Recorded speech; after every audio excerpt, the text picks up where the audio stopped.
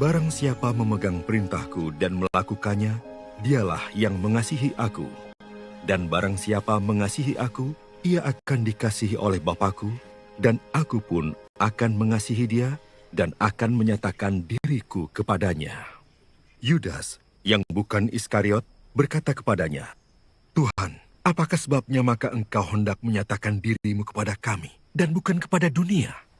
Jawab Yesus, jika seorang mengasihi aku, ia akan menuruti firman-Ku, dan Bapa-Ku akan mengasihi dia, dan kami akan datang kepadanya dan diam bersama-sama dengan dia. Barang siapa tidak mengasihi aku, ia tidak menuruti firman-Ku.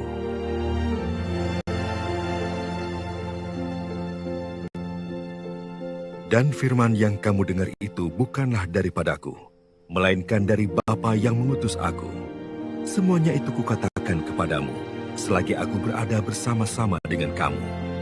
Tetapi penghibur, yaitu Roh Kudus yang akan diutus oleh Bapa dalam namaku, dialah yang akan mengajarkan segala sesuatu kepadamu dan akan mengingatkan kamu akan semua yang telah kukatakan kepadamu.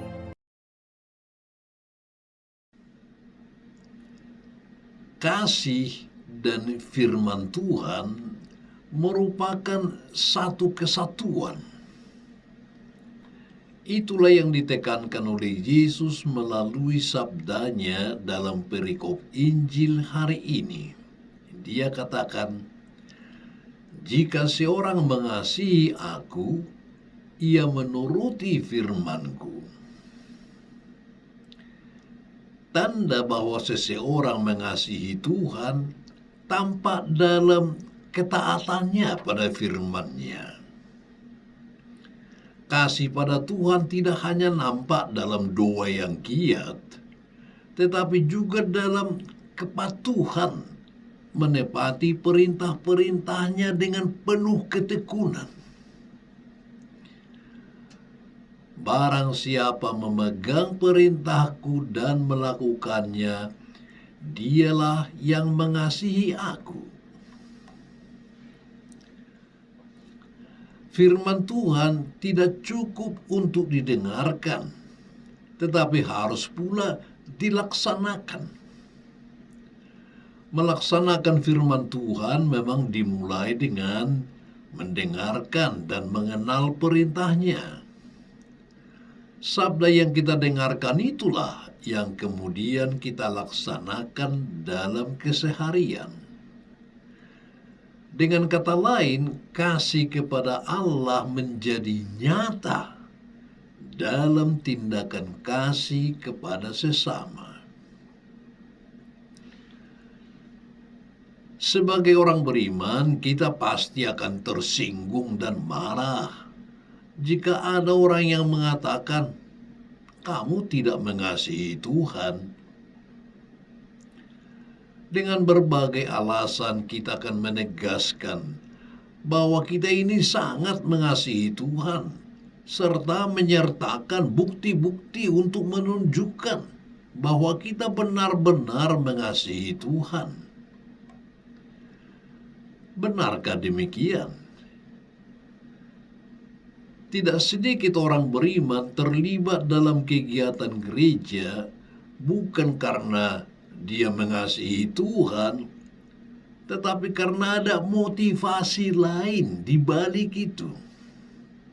Seperti ingin mencari nama atau popularitas diri sendiri, mencari uang, menjalankan rutinitas, atau juga karena terpaksa.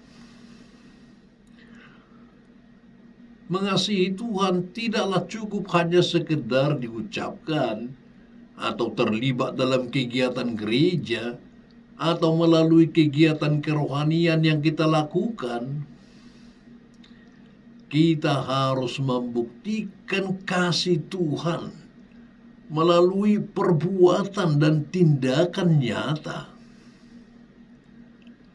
Firman-Nya menegaskan, jikalau kamu mengasihi aku, kamu akan menuruti segala perintahku. Ada beberapa hal yang menunjukkan bahwa seseorang mengasihi Tuhan. Pertama, dia menaati dan melakukan firman Tuhan bukan karena terpaksa atau dengan sedih hati, tetapi penuh sukacita. Kedua, dia memiliki hubungan yang akrab dengan Tuhan. Ketiga, ia tetap kuat di tengah pencobaan. Dan yang keempat, ia memiliki kehidupan dalam kasih dengan sesamanya.